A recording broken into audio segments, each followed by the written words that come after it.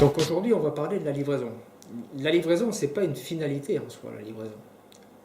La livraison, c'est une transition entre une relation qu'on instaure avec un client et tout ce qui va se passer ensuite, c'est-à-dire la poursuite, la suite de la relation. Ça veut dire que la livraison, je vais la préparer. Il y a un avant ma livraison, comment je vais me préparer pour faire ma livraison. Il y a un pendant.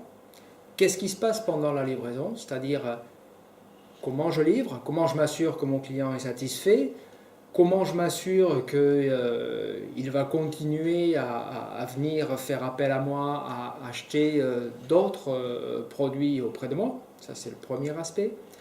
Le deuxième, c'est comment il va me permettre de travailler avec ses relations, avec son relationnel, comment il va être quelque part mon prescripteur.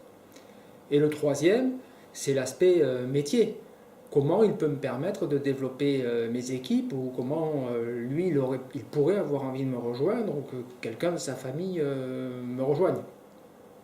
Donc c'est ces aspects-là qui doivent être travaillés pendant la livraison.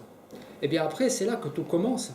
Une fois que c'est livré, c'est là que la relation avec le client elle est instaurée et c'est ça qui va nous préparer à la relation future et au suivi et à la continuité de la relation avec notre client. La livraison, comme c'est quelque chose d'important, c'est quelque chose qui se prépare, c'est quelque chose qui se travaille. Ça veut dire que si vous voulez gagner en fluidité, si vous voulez gagner en aisance, alors soyez très attentif à comment vous livrez, quels sont les mots que vous employez, quelles sont les attitudes que vous avez. La livraison, c'est quelque chose d'essentiel, surtout la première livraison.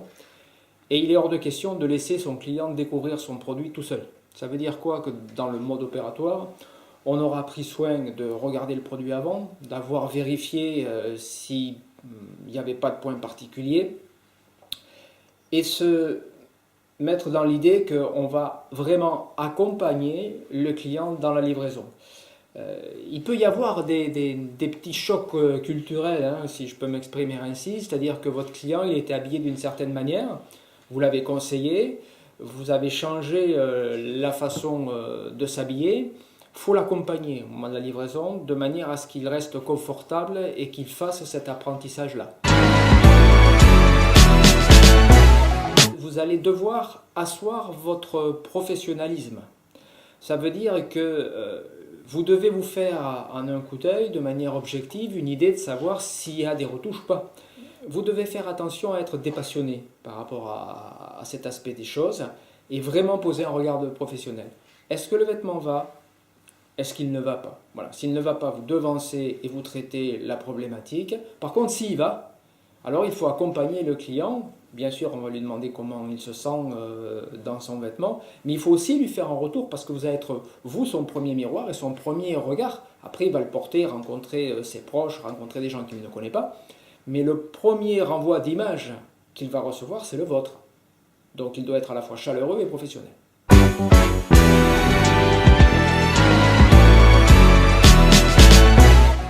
On va faire de ce moment privilégié des choses pour le futur dans la relation avec le client. Les deux choses principales, c'est quoi?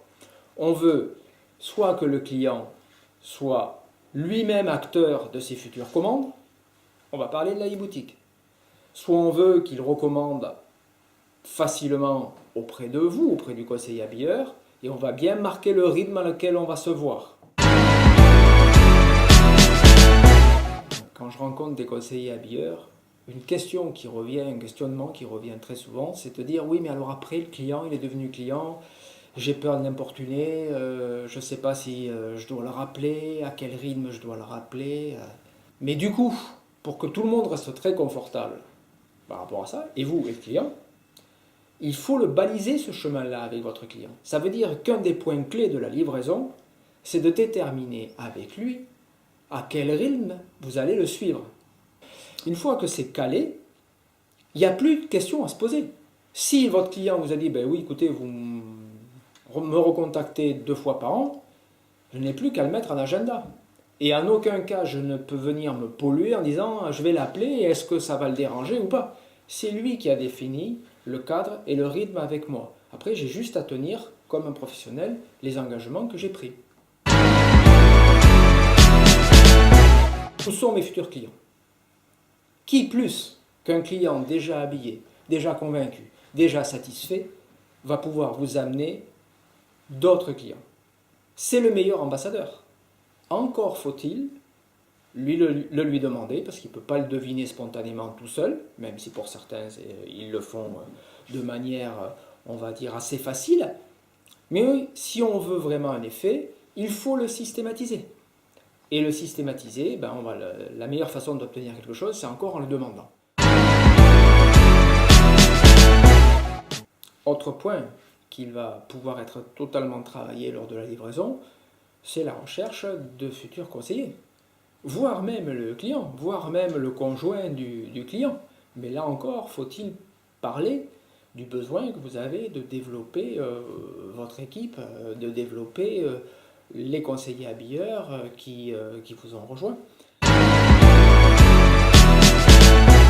On a donc à parler de la e-boutique, on a à parler du rythme de suivi, on a à parler de la recommandation et on a à parler du métier de conseiller habilleur. Alors peut-être, sauf à être excessivement à l'aise avec son client, on ne va pas parler des 4 points de manière systématique. Mais par contre, ce qu'on va faire de manière systématique, c'est s'obliger, de manière à créer une habitude, à parler au moins de 2 points parmi ces 4. Soit je parle de la e-boutique et de la recommandation, soit je parle du métier de conseiller habilleur et du rythme de suivi, à mon envie, de manière à être à l'aise avec les 4 notions. Donc ça veut dire que quand je livre, j'ai mes 4 palettes, je dois au moins en délivrer 2.